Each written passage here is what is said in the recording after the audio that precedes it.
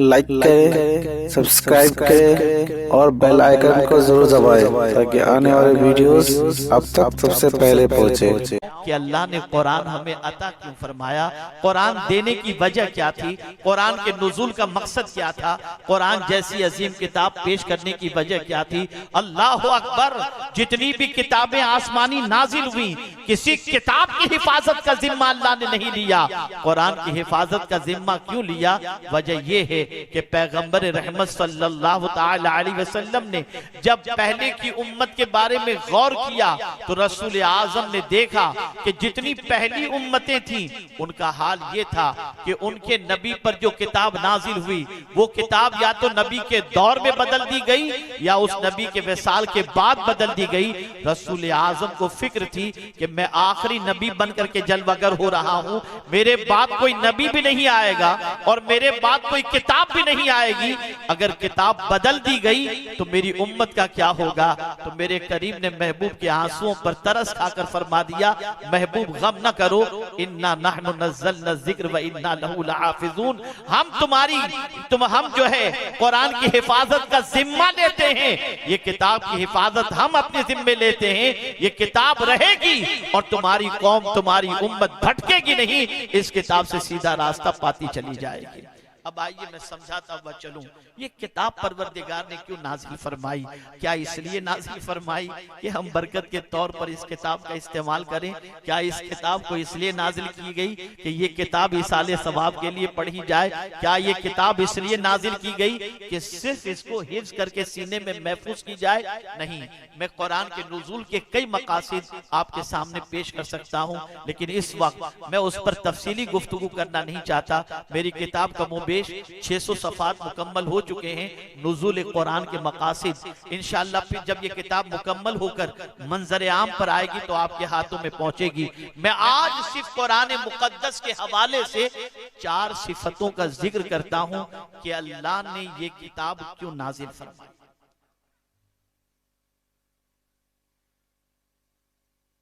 और फिर मैं आपसे पूछूंगा कि क्या आपने उन सिफात में से एक सिफत भी और एक फायदा भी उस कुरान से हासिल करने की कोशिश की?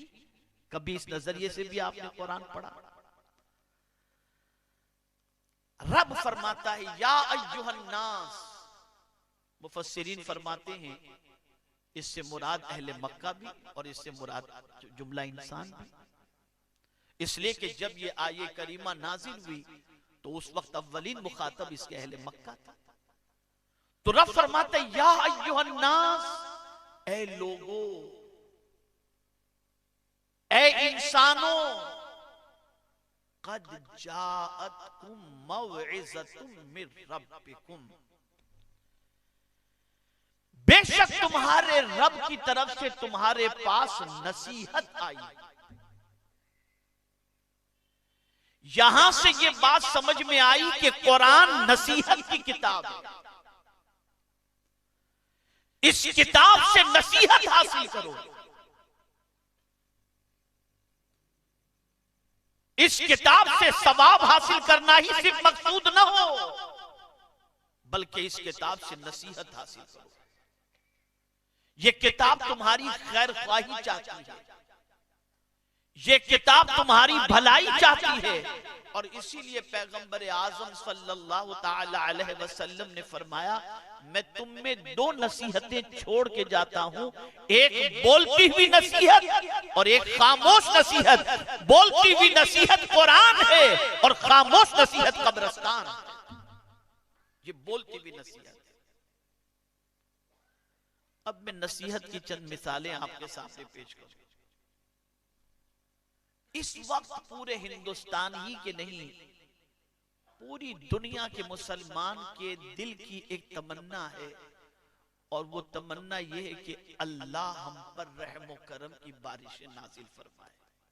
हालात बड़े खराब हैं, पता नहीं हम मुस्तकबिल में किस जगह पर हों, क्या हमारे साथ हो, क्या हमारी सिचुएशन हो, कहां जाकर के हम रहेंगे, क्या हालात होंगे। इस तसव्वुर से इंसान परेशान है। और पूरी दुनिया में दुआएं हो रही हैं कि अल्लाह रब्बुल इज्जत जल्ल जलालहू हम पर रहमो करम की बारिशें नाजिल फरमाए। ये इंसान अपने दिल के अंदर तमन्ना भी रख रहा है और दुआ भी कर रहा है। कहीं गिरयोजारी हो रही है, कहीं मसाजिद में आये करीमा का खत्म हो रहा है, कहीं क्या हो रहा है, कहीं क्या हो रहा है कि बस मौला करम फरमा दे, मौला रहम फरमा दे। अब देखिए कुरान नसीहत है। कुरान कहता है कि तुम चाहते हो कि तुम पर रहम और करम की बारिशें नाजिल हो, तो आइए मैं इस हवाले से 3 आयतें पेश करता हूं। और ये बात याद रखें, अल्लाह का वादा हक है और उसने जो फरमा दिया वो हक है, और उससे सच्ची बात किसी की नहीं हो सकती। वमन अस्दक़ु मिनल्लाहि क़ीला। अब उसने रहम और करम के लिए क्या कंडीशन रखी? तो मेरा मौला इरशाद फरमाता है, अतीउल्लाह व रसूलहू लअल्लकुम तुरहमून। अल्लाह और उसके रसूल की इताअत करो, फरमा बरदारी करो, ताकि तुम रहम किए जाओ। अब अगर कोई बंदा अल्लाह की इताअत करता है, अल्लाह के रसूल सल्लल्लाहु अलैहि वसल्लम की इताअत करता है, तो मेरा मौला उस बंदे पर रहम और करम की बारिशें नाजिल फरमाता है। मेरे प्यारे आका सल्लल्लाहु ताला अलैहि वसल्लम के प्यारे दीवानों, जालिम के पंजों से रिहाई चाहिए। अल्लाह की इताअत करो, अल्लाह के रसूल की इताअत करो। मैं तफसीली गुफ्तगू इस पर नहीं करूंगा, आपको सरसरी तौर पर एक इशारे देते हुए चलता आगे बढ़ता चलूंगा। देखिए, जालिम के पंजे से रिहाई के हवाले से अल्लाह और उसके रसूल की इताअत की एक मिसाल मैं आपके गोश गुजार करने की सआदत हासिल करता हूं।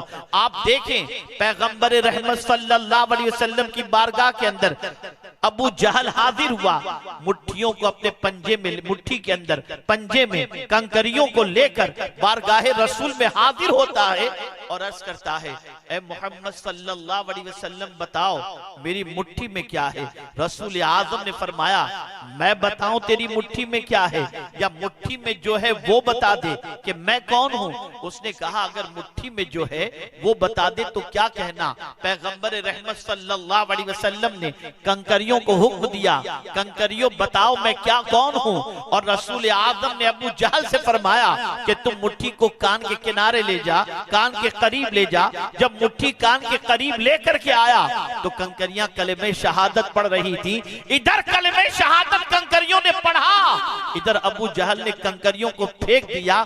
सब हमें जवाब मिल गया कि अगर जालिम के पंजे से रिहाई चाहते हो तो मुस्तफा ने कहा कलमा पढ़ के बताओ, तुम बताओ मैं कौन हूं। जब कंकरियों ने हुजूर की बात मान ली तो अल्लाह ने जालिम के पंजे से उसे रिहाई अता फरमा दी। तो हम भी अगर अल्लाह की इताअत करें, हम भी अल्लाह के रसूल की इताअत करें, तो परवरदिगार जल्ल जलालहू हम पर रहम व करम की बारिशें नाजिल फरमाएगा। लेकिन हमारा हाल तो ये है कि हम सबकी बात मानेंगे सिवाय अल्लाह और उसके रसूल की।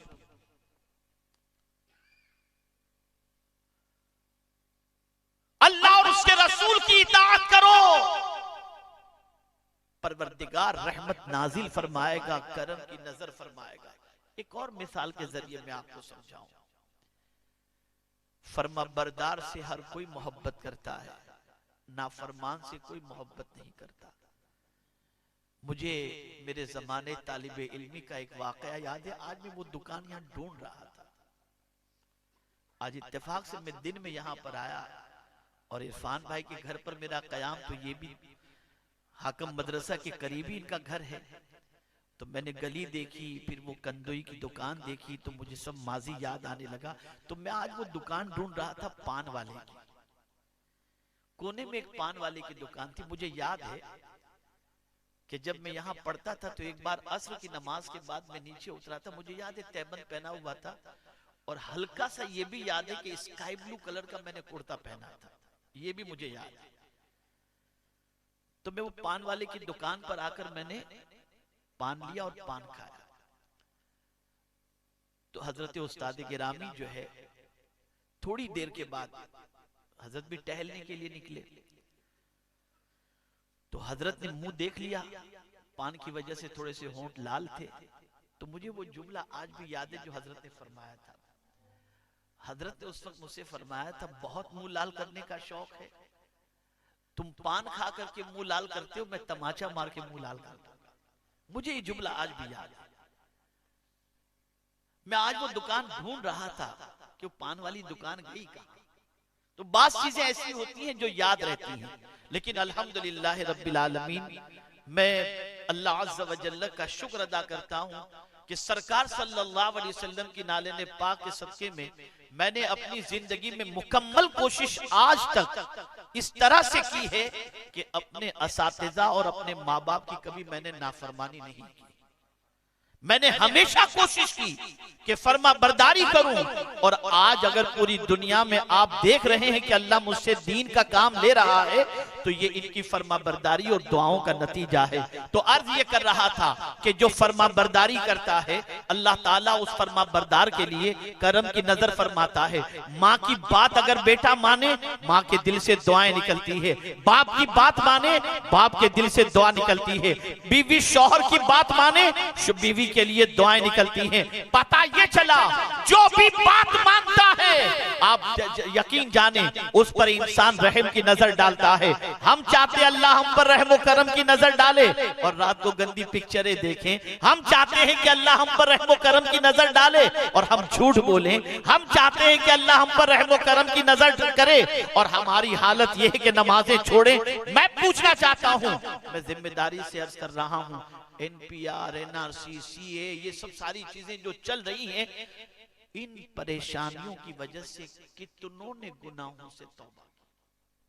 देख लीजिए आप, कितनों ने पिक्चर छोड़ दिए, जायजा ले लीजिए।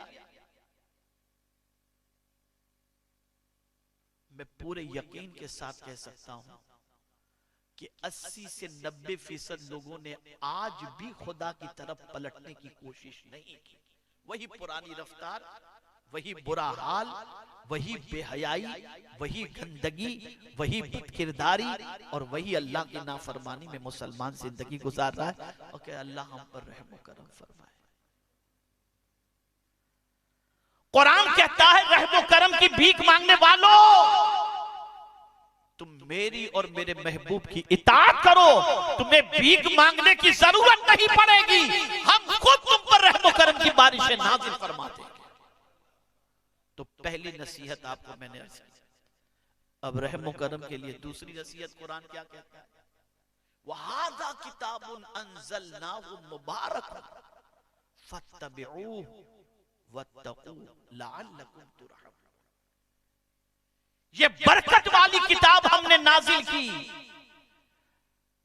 तुम इसकी पैरवी करो और डरो ताकि तुम पर रहम किया जाए। कभी हमने ये कुरान की रोशनी में समझने की कोशिश की कि अल्लाह हम पर क्यों रहम करम फरमाए और वो क्या चीजें अपनी जिंदगी में हम पैदा करें जिसकी वजह से अल्लाह हम पर रहम करम की बारिशें नाजिल फरमाए।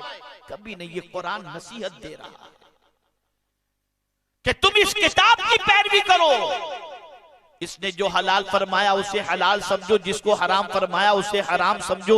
जो करने का हुक्म इस किताब में दिया गया वो करो, जिससे बचने का हुक्म दिया गया उससे बचो। ऐ रसूल आजम सल्लल्लाहु ताला अलैहि वसल्लम के दीवानों, इसी मुल्क के अंदर सुल्तानुल हिंद गरीब नवाज अलैहि रहमा आए, कोई रिश्तेदार वेलकम करने वाला नहीं था, कोई यहाँ पर मेहमान नवाजी करने वाला नहीं था, कोई यहाँ जान पहचान वाला नहीं था, कोई मकान यहाँ पर नहीं था, कोई तिजारत यहाँ पर नहीं थी। अल्लाह अकबर। लेकिन आए मेरे ख्वाजा, ताकत होने के बावजूद, फौज होने के बावजूद, इख्तिदार होने के बावजूद, सब कुछ होने के बावजूद मेरे ख्वाजा को कोई अपनी जगह से हिला नहीं सका। ए अल्लाह, वो भी तो तेरे बंदे थे, हम भी तेरे बंदे हैं, लेकिन हमारा हाल ये है कि रात की नींदें उड़ती हुई नजर आ रही हैं और उनका हाल ये था कि वो चैन की नींद सोते नजर आते थे। तो जवाब मिलेगा, नादान उनकी जिंदगी में एक लम्हा तो बता दे जो मेरे फरमान के खिलाफ गुजरता हुआ दिखाई दे। जब वो मेरी इताअत करते, कुरान की गाइडलाइन को फॉलो करते थे, तो वो जहां भी रहते थे हम उन पर रहम करम की बारिशें नाजिल फरमाते थे। तो इस किताब की पैरवी करो। ये पैरवी करने की किताब है। ये किताब सिर्फ हम बरकत तक तो जानते हैं, इसके आगे कुछ भी नहीं जानते। दुकान में बरकत के लिए पहले रख देंगे, घर में बरकत के लिए पहले रख देंगे, बच्ची को जहेज में पहले दे देंगे, ये जानते हैं कि ये बरकत वाली किताब है, बस इतना ही। कभी हमने इस किताब को अमल की किताब नहीं समझा, कभी इस किताब को अल्लाह की इस तरह से किताब हमने नहीं समझा कि इस किताब पर हमको पैरवी करनी पड़ेगी, इस किताब की पैरवी करनी चाहिए, इस किताब पर अमल करना चाहिए। मेरे प्यारे आका सल्लल्लाहु ताला अलैहि वसल्लम के प्यारे दीवानों, जब कोई इस किताब पर अमल करता है तो अल्लाह ताला रहमो करम की बारिशें नाजिल फरमाता है। आइए मैं आपको समझाऊं, मेरे प्यारे आका सल्लल्लाहु ताला अलैहि वसल्लम के प्यारे दीवानों, तिलावत का फायदा भी अपनी जगह पर है, लेकिन इत्तेबा का फायदा, अल्लाह से डरने का फायदा, कुरान पर अमल करने का फायदा ये बेपनाह है। आइए मैं समझाऊं, रसूल गिरामी वक़ार सल्लल्लाहु अलैहि वसल्लम की बारगाह में एक सहाबी हाजिर होते हैं और अर्ज करते हैं, या रसूल अल्लाह सल्लल्लाहु ताला अलैहि वसल्लम, मेरी तबीयत में बेचैनी रहती है, मेरी तबीयत में बेकरारी रहती है, सरकार मुझे कोई ऐसी चीज बताएं जिससे मेरी तबीयत की बेचैनी दूर हो जाए, मेरे दिल से बेकरारी दूर हो जाए। पैगंबर रहमत सल्लल्लाहु अलैहि वसल्लम ने फरमाया, जब तेरी तबीयत में बेचैनी और बेकरारी पैदा हो, वुजू कर और वुजू करके अल्लाह के घर में चला जा, और वहां जाने के बाद अगर दरसे कुरान की महफिल चल रही है तो बैठकर अल्लाह की किताब की तफसीर और अल्लाह की किताब के दर्स को सुन, और अगर महफिल नहीं चल रही तो मस्जिद में जा, वुजू करके जा और कुरान खोलकर उसकी तिलावत कर दे, तिलावत शुरू कर। उधर तू तिलावत करेगा, मौला की तरफ से तेरे सीने पर सकीना नाजिल हो जाएगा, रहमत नाजिल हो जाएगी, सुकून नाजिल हो जाएगा। ऐ रसूल आजम सल्लल्लाहु ताला अलैहि वसल्लम के दीवानों, हम क्यों घबरा रहे हैं, हम क्यों परेशान हैं? इसलिए कि हमारा घर जिंदों का घर रह ही नहीं गया, हमारा घर तो मुर्दों का घर हो गया है। इसलिए कि आकाए करीम सल्लल्लाहु अलैहि वसल्लम फरमाते हैं, वो घर कब्रिस्तान है जिस घर में कुरान की तिलावत नहीं होती, जिस घर में कुरान की तिलावत।